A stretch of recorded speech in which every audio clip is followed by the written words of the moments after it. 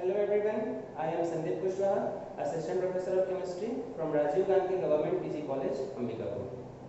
In last lecture, we have discussed about Wilkinson's catalyst, which is a homogeneous catalyst used to convert unsaturated hydrocarbons into saturated hydrocarbons.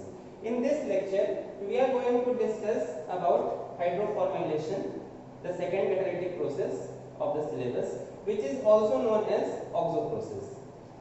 In hydroformylation, there are two words from which we are very much familiar. That is hydro means hydrogen. Second one is formyl group means aldehyde group. Formylation is a process in which we introduce aldehyde group into the substrate. So hydroformylation is defined as the industrial process in which alkenes are converted into aldehydes by the addition of hydrogen and carbon monoxide in the presence of cobalt or rhodium based catalyst. Okay, so this is the reaction. Here is the alkene. We have added carbon monoxide and hydrogen in the reaction mixture, and we are using rhodium or cobalt based complexes as a catalyst. Okay, so here is the carbon-carbon double bond. We have to introduce formyl group, that is CHO group. So there are two possibilities. Formyl group may introduce here, so we get linear product, which is also called normal product, because it is the major product of the reaction. Okay, and the second possibility is that formyl group may introduce here. Okay, in this case we will get branched product, which is also called isolated product.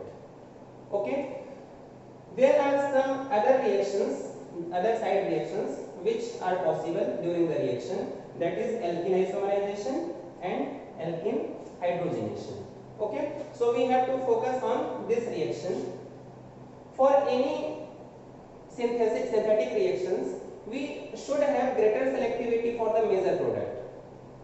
Okay, so we have to focus on such mechanism, and later on we will see that there are some modifications in the original catalyst that leads to the greater ratio of normal versus isolated product.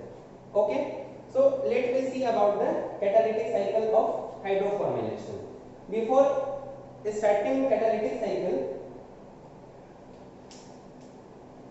the catalyst for which we have to see the catalytic cycle is the cobalt based complex, that is CO2CO8. Okay, it is the catalyst we are taking for the hydroformylation. Okay, so some important points about this catalyst is given here.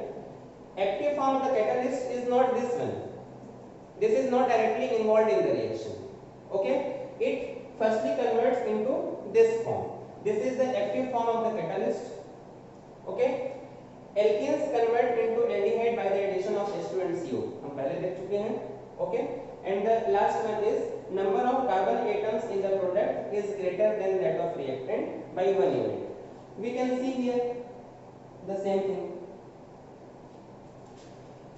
In the substrate, we have 3 carbon atoms and a group. In products, 1 carbon atom is increased. Okay, so in product there are number of carbon atoms greater by 1 unit as compared to reactant. Okay, catalytic cycle of hydroformylation.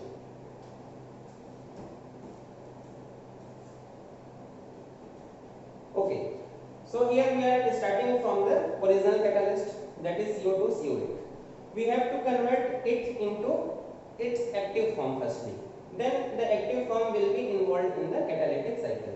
Okay, so the first step of the process is known as oxidative addition, oxidative cleavage, in which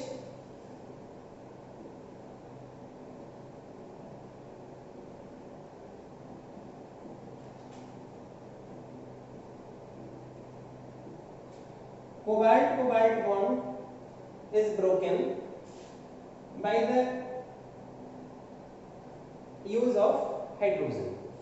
Okay, so here cobalt is in zero oxidation state and after the cleavage cobalt is in +1 oxidation state.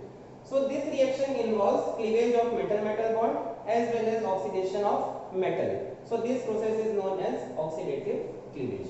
Okay, in the next step there is the ligand dissociation. One CO group dissociated from the substrate, from the catalyst, and it converts into its active form.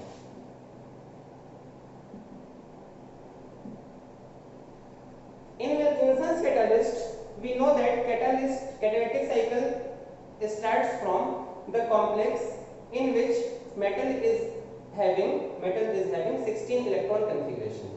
Okay, so most of the catalytic cycle we can see that active form of the catalyst are having 16 electrons in their valence shell.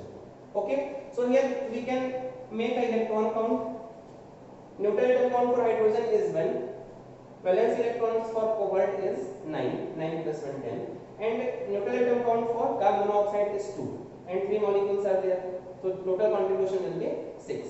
So it is a 16 electron species. Okay, in last discussion we have seen that there is the fluctuation only between the 16 electron system and 18 electron system. Okay, 16 electron system converts into 18 into 16 into 18. This is the form of catalytic cycle. Okay, so let's start. In the first step there is the alkene coordination. In the active form of catalyst we have added alkene. It coordinates to the metal. So after the contribution of alkene it becomes 18 electron species. Okay, in 18 electron species there are two possible reactions we have discussed in the last lecture. First one is migratory insertion and second one is alkene insertion. Okay, so here we have alkene and an anionic group, so there is the possibility of alkene insertion. Okay, after alkene insertion we get this product.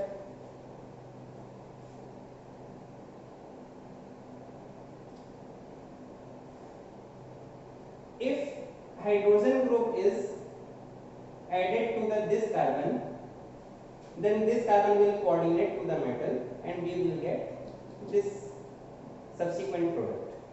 Okay, second possibility is hydrogen may shift here and this carbon will bind with the cobalt. In this case we will get this product. Okay, selectivity between these two subsequent products depending on the nature of the substrate, that is we have to see about the stability of these two complexes. The complex which is more stable will preferentially form. Okay, so in this particular case we have greater number of beta hydrogens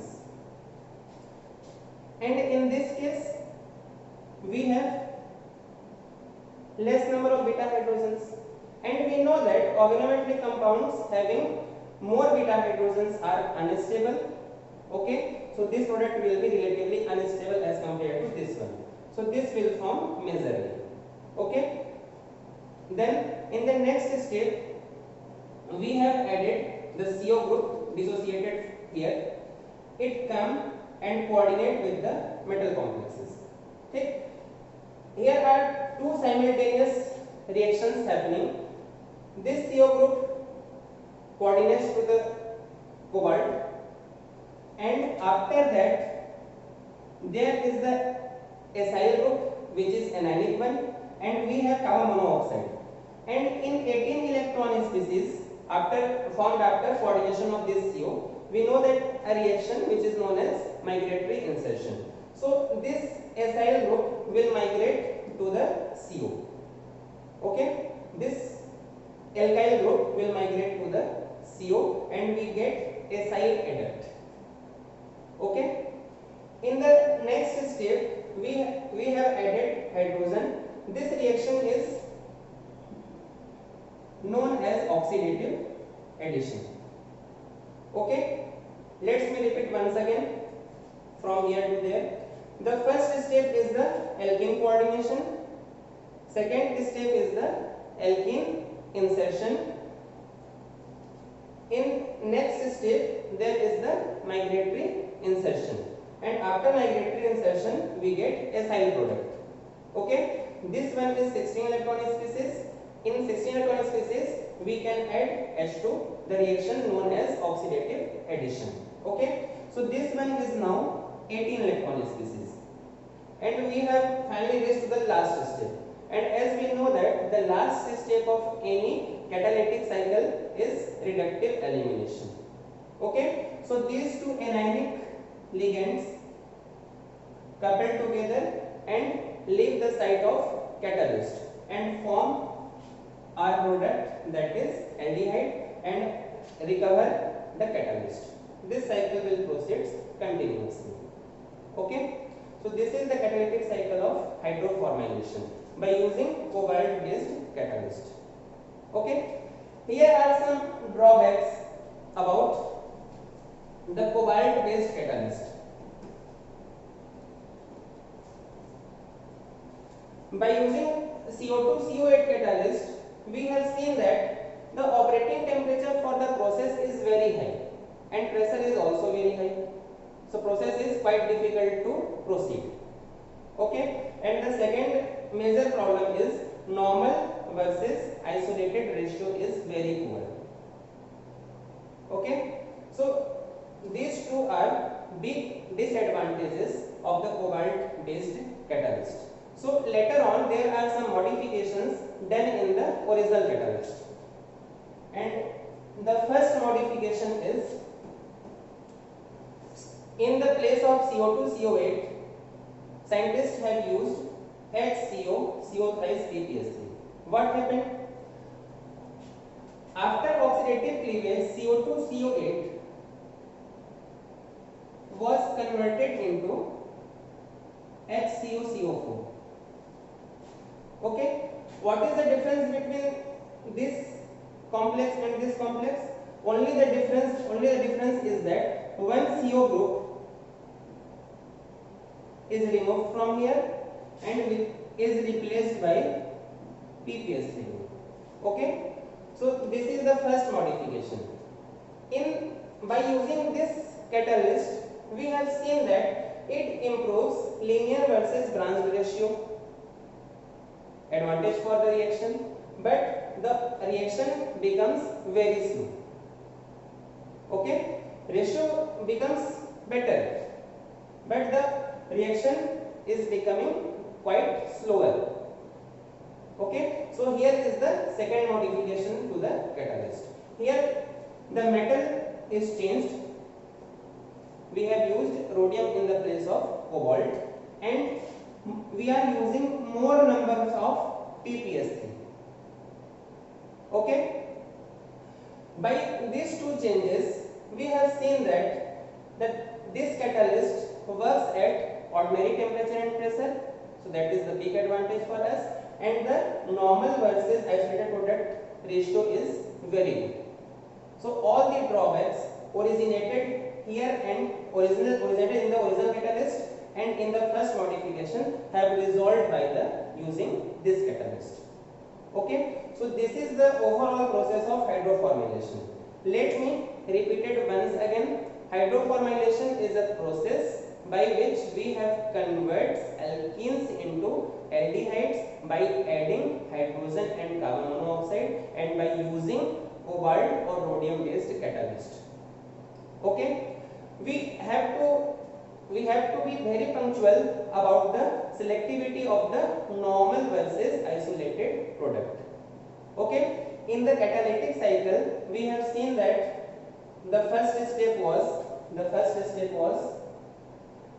oxidative cleavage, later on ligand dissociation, later alkene insertion, then alkene coordination, then alkene insertion, after that migratory insertion, oxidative addition, and the last one is reductive elimination. There are some problems with the catalyst, so there are few modifications done later on. Okay, so here is it is the very basic topic. We can cover it very easily.